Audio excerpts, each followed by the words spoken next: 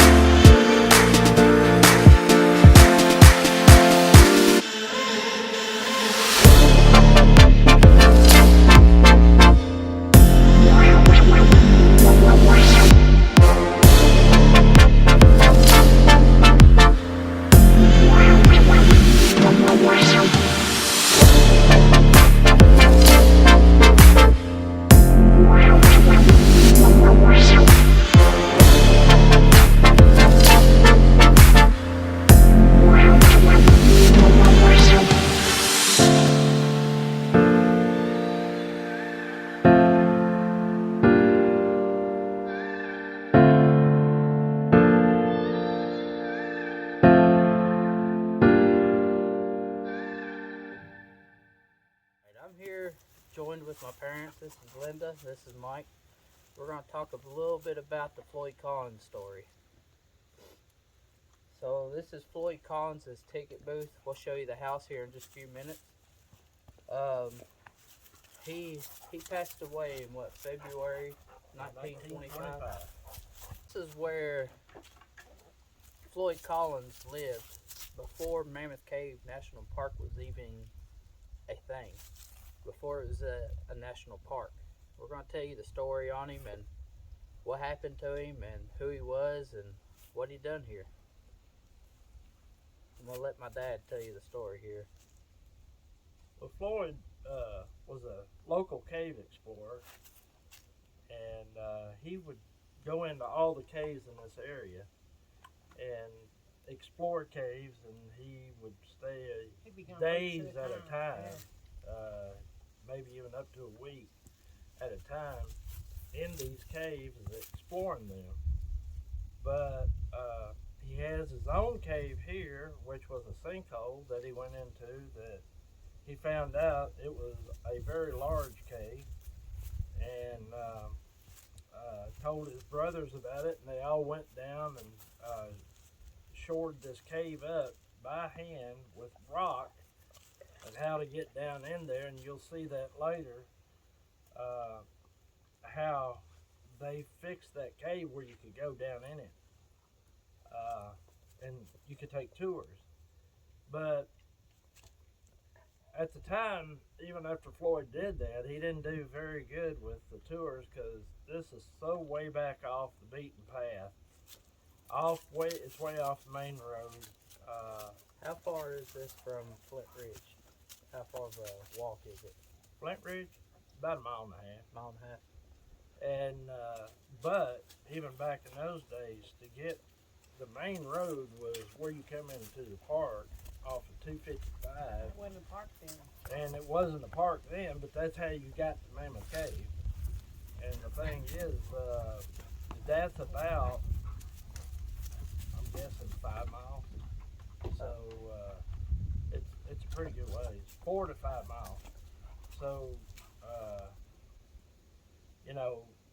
he didn't stand much of a chance of drawing customers back here to go into his cave. And this is the Great Crystal Cave, Floyd Collins Cave.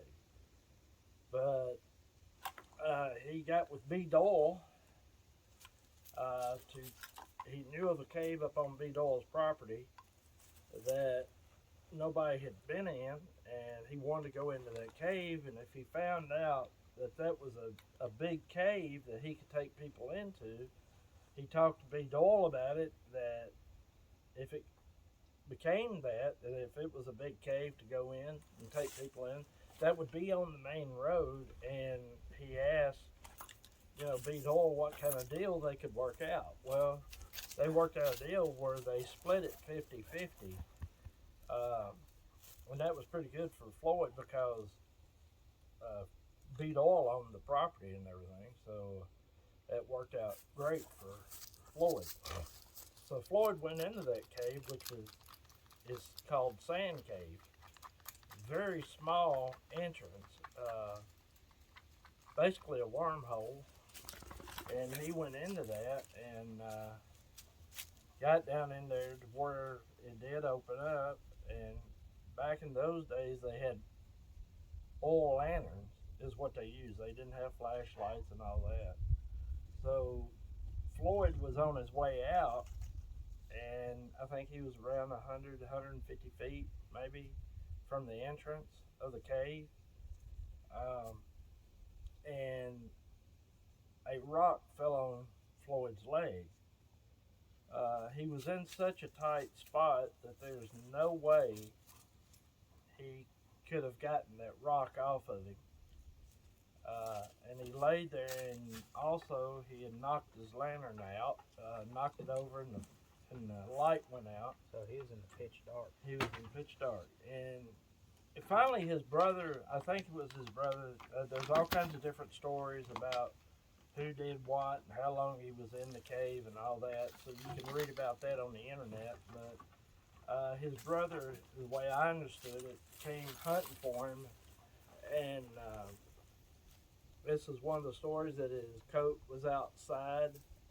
He seen his coat outside of the cave, and he thought for sure Floyd was down there.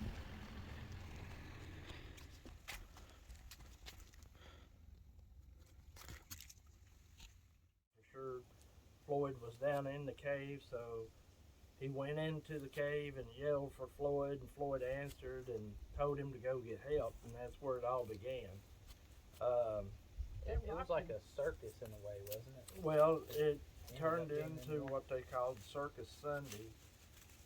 There was about 10,000 people showed up. There was a lot of drunks. There was a lot of moonshine back at that time.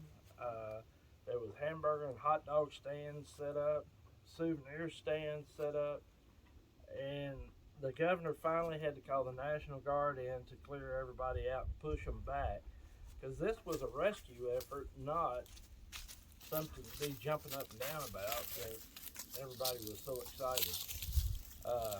But they finally had to get a drilling company to try to drill a hole. They was going to go down and go in behind, the way I understand, behind Floyd, and remove the rock and take him out that way. And there was a lot that took place that you can read about in between that time. But there was some more cave-ins in front of Floyd where they were taking him water and food and things like that, and they finally couldn't get to him. And Floyd wound up dying before they could get him out of the cave. And eventually he was removed from the cave and brought out here to the family farm, and he was buried over next to the tree line or somewhere here on the property. Dr. Thomas, who was from Horse Cave, came and offered the family money for the farm, and Dr. Thomas wanted to buy it to open up Crystal Cave and start showing it. Well, Dr. Thomas, nobody understood at the time, what his thoughts were about how he was going to do this. And what happened, Dr. Thomas wound up buying the farm from the Collins family. They moved out, and Dr. Thomas wound up digging up Floyd's body that was here on the farm, taking him in the casket, putting him in the cave with a glass lid over top, and then advertising that you could come see Floyd Collins in his cave, Crystal Cave. He was buried with a glass lid on top of his casket where you could see him. Advertised it, and it worked. customers started coming out here to see Floyd's Cave, Crystal Cave, with Floyd in the cave in a casket. Cave wars started back then, and people were fighting for business. It was a tough time, and they somebody, I don't know who it was, had, I guess, got the idea to break into Crystal Cave and steal Floyd's body, probably to go and, the way I understand it, maybe to put Floyd's body in Green River, which was very close, and No. Floyd Collins, his body into Green River, where he could hopefully, their thoughts were, no longer be seen, and nobody would be interested in this cave again. I remember stories that Brian used to tell me, my brother Brian. The cave, the body, after 3 days of when Dr. Thomas came back and noticed that the body was gone, after 3 days of searching, they finally found the body of Floyd down, the way I understand it, close to the river, leaned up against a tree, and one leg was gone. That's the story that Brian used to tell me. And the way I understand it, the leg, Yeah, we said that. It was haunted. as while of they to left this it. day, has never been found. Nobody knows who broke into the cave. Nobody knows who took his body. Nobody knows where the leg is at. They don't know if somebody took the leg or animal got it, or if it fell off while they was carrying the body down and an animal got it later, but it was never found. And then they brought the body back up, put the body back into a casket, and put the lid on the casket this time instead of a glass lid. And they wrapped chains around the casket. Well, they knew their only bet of getting people out here was to be able to see Floyd Collins. So what they done, they wrapped chains around the casket and left it where you could open the casket a certain amount of space so you could see inside, and they even had signs up back in those days, come see Floyd Collins in his cave, and if you tip the guide, he will let you see inside the casket. And that's how they got customers out here. The national park became, Mammoth Cave National Park became a national park in 1941, and that was that side of the park.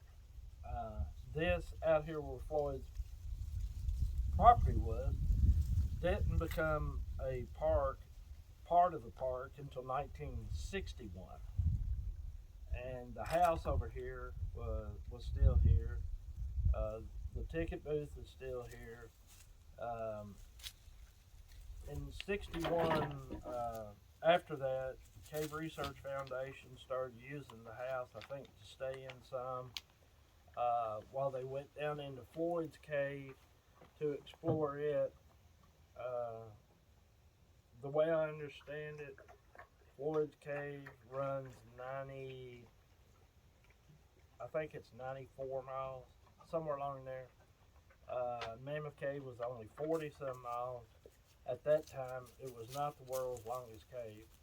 The Cave Research Foundation in 1971 connected the two caves, and at that time, before then though, Floyd's Cave, Crystal Cave, was the world's longest cave, and he didn't even know it. In 1971, by connecting Mammoth Cave and Crystal Cave together, made Mammoth Cave the world's longest cave with those two caves put together, and was over 130 miles long, maybe 140, close to it anyway.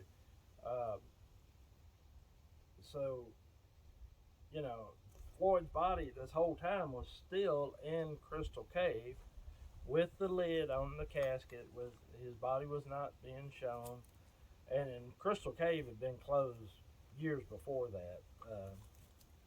Nobody was walking by Floyd's body except for the people that was going in the cave, exploring the Cave Research Foundation, things like that.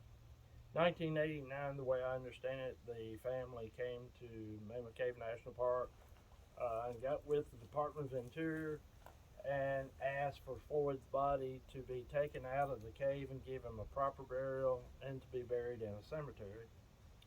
And it was approved. He was taken to Mammoth Cave Baptist Church Cemetery and buried there.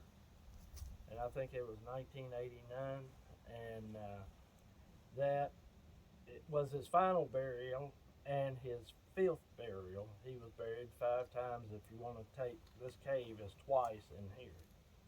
So that was 5 burials that Floyd Collins' body had to endure.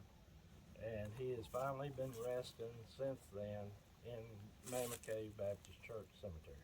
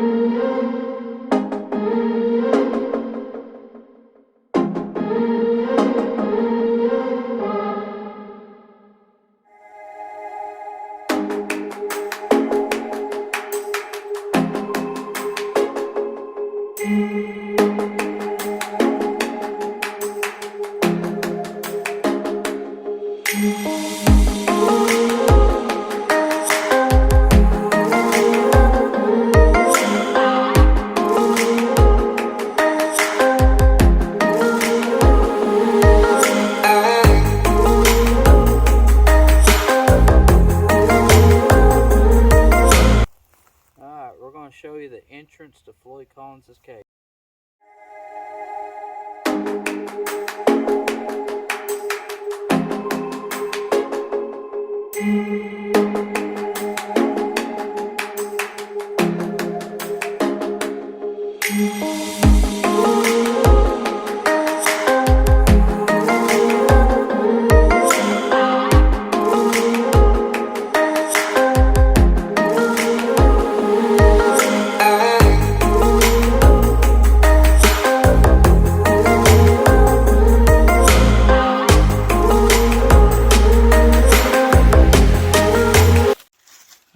We're down here at the bottom where his cave is, and this is the rock that he put his name into to show that it was his cave. Hold the flashlight down, it'll light up for you. But let's see his cave. It's down here.